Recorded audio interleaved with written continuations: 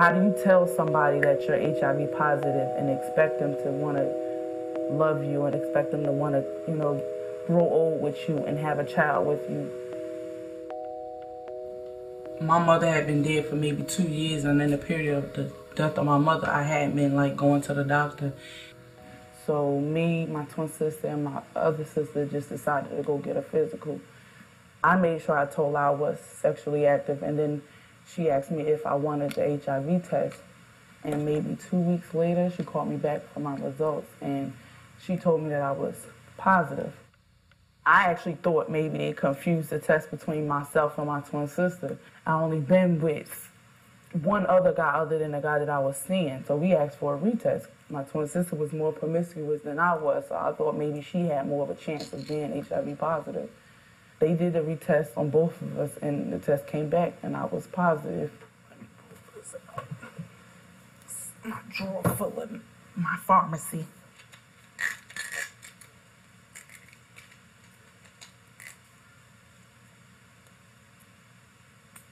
When I put them in here, I tend to take them better. If I just take them straight from the bottles, I'll be missing doses.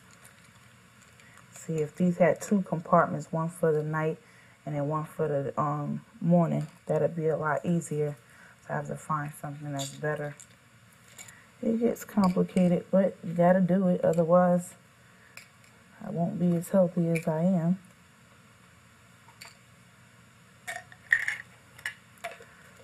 And by the time I get ready, close to him being gone, I go do a refill. This actual pill is a Steva. This is 2 meds in 1. If I didn't have Medicaid, I never had these because they're like $600 a month. When I needed a hug, my grandmother would be hesitant to give me a hug. She would wash everything down with bleach and tell everybody in the family when we have gatherings, make sure they wash their cups with bleach, and told all of my cousins that I was living with, and it wasn't at my own will. So people knew that I was HIV positive, and I wasn't even okay with it yet. Everybody was so terrified that, oh, Nikki has AIDS, because that's what they were labeling me as. I have AIDS, I got the disease, I have the package. My brother, he really didn't understand it. He was running around town because he was so angry at the guy who did it to me. He wanted to hurt him and stuff, and he was running around town thinking he's helping me, but telling everybody, oh, that dude gave my sister this, gave her HIV, gave her AIDS and stuff. And meanwhile, he's telling the whole town where I live at. The only thing I could do to get through the day was to smoke weed and get drunk. Everybody where I used to live at knew. I just felt smothered. I felt like I was suffocating, just like I couldn't breathe and I couldn't live. So I just picked up and went down south. It felt so good to be in a state, in a place where nobody knew nothing about me. A lot of people think AIDS have a look, but you couldn't really tell when I was 17, when I first had it or whatever. You still can't tell now, but I just felt so good because I felt like this human. I didn't feel like I had to justify anything to anybody, or if I wanted to hang out, or if I was flirting, somebody's looking at me like I shouldn't be flirting because I'm HIV positive. And I ended up driving myself to be in denial. And I found myself getting drunk one night, and I ended up having sex with this guy that I loved. We were using condoms and things like that, but the condom bust. I didn't even say anything. I didn't tell him to stop. We just kept going, and once we were finished, I was just sitting there like, what did I just do? Did I just do what the guy did to me that gave me HIV? Am I that person? And I ended up pregnant by him, and I have my little girl from that. It was real stressful because I knew at any given time, at one wrong mistake or one missed medication, that I could have given her HIV. And I also could have given it to her father. And although her father doesn't have HIV, I still haven't told him that I'm HIV positive, and I still talk to him. As a matter of fact, I talked to him yesterday. Every day I have to live with the fact that I jeopardized both of them, and they have no clue. This helped me sleep at night, so I don't have to, my mind don't race at night. So I don't stay up worrying and going through anxiety attacks because I can't sleep. These pills, you get nightmares from them, and their nightmares are almost real. And this is the good old Prozac. You know, of course, it's generic brand. Between the asthma pumps and the pills, altogether, they're probably more than $3,000 a month. Now, if I didn't have Medicaid and you know, other programs helping me get my meds, I would be stuck.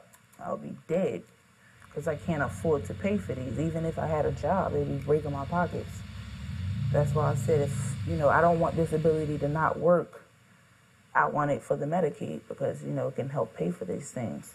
And I have to see a cardiologist, a neurologist. I have to see a pulmonary doctor on top of the HIV specialist.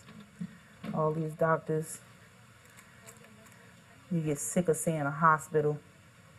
And sometimes you get so depressed, you're like, you don't want nothing to do with these doctors and these pills. I get so mad sometimes that I want to just throw them away. This, I have to call 2 weeks prior to when I actually need them, because this, I can't get this trachea, and this is for the pulmonary hypertension. I can't even get this from the pharmacy. The pharmacy doesn't make this.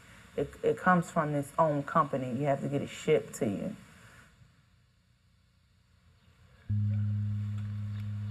My first step will probably be tell my daughter's father, and then once I tell him and get his reaction and deal with it, maybe it won't be so bad to go out there and find somebody else. What do you have to do? Write about an angel fish and color it in. Oh, okay. Even if he hates me or don't want to talk to me, because I know he's gonna always have to deal with me, but I don't want it to be every time he sees my face, he's being bitter because he's mad that I betrayed him like that.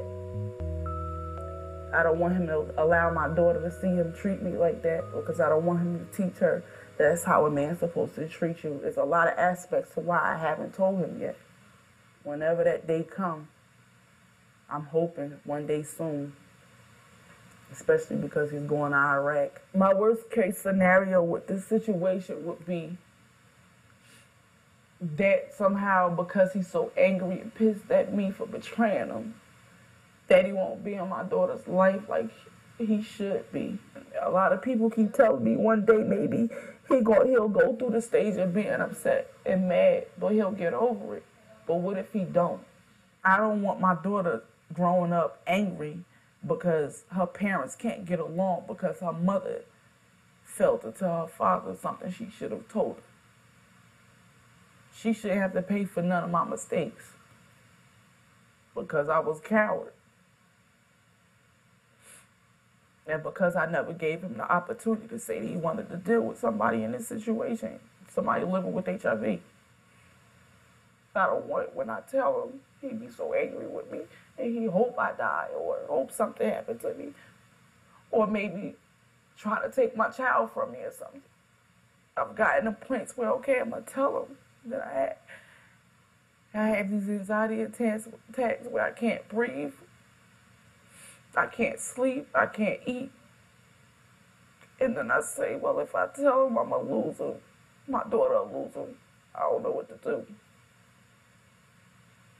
And I know one day when I finally tell him, I might not even have him as a friend. And I can't even get mad at him for it. Because I know for a fact if he was in my situation and he told me, I would be furious, I would be mad. At least to tell him, because I don't want to die. And then he happens to come to my funeral and hear my relatives talking about my status and me living with HIV and AIDS. I want a companion. I got so many dreams to get married. I know what my wedding colors is. I know who's going to be in my wedding. I'm still searching. maybe I am gonna have to date somebody that's HIV positive. I don't want to watch someone who's living with HIV waste away. Then I keep telling myself that maybe if I don't look for love, it'll just come. But I don't know. And when I hear people talk about their social lives and their loved ones, it drives me nuts. I don't want to hear about their lust. I just wish somebody just loved me for me. Be able to love me because I, want to live. I don't want to let my health stop me from doing anything that I want to do in life. But then that part of my life, when it comes to love,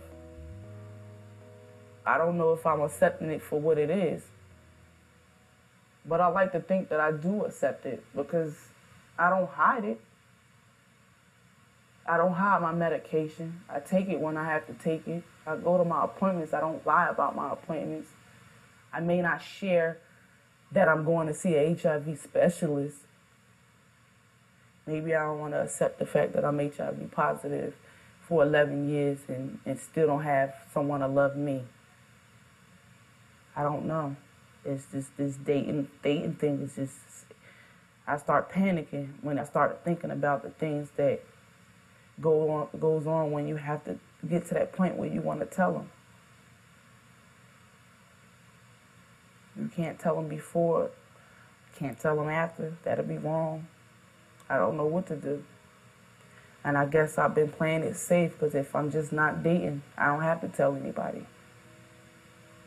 My daughter even asked me why won't I get married. My family keep telling me to date, but I can't do it because I don't want to make another mistake like that. It's hard living with the responsibilities of just telling somebody, disclosing your status to them. And it's like if I tell them the first time somebody meet me, I can't even get in the door, because as soon as you say, oh, I have HIV, and this is your first phone call, you haven't even been on a date, they're probably like, okay, I know I'm not going to date her no more. So it's like I saved myself the rejection.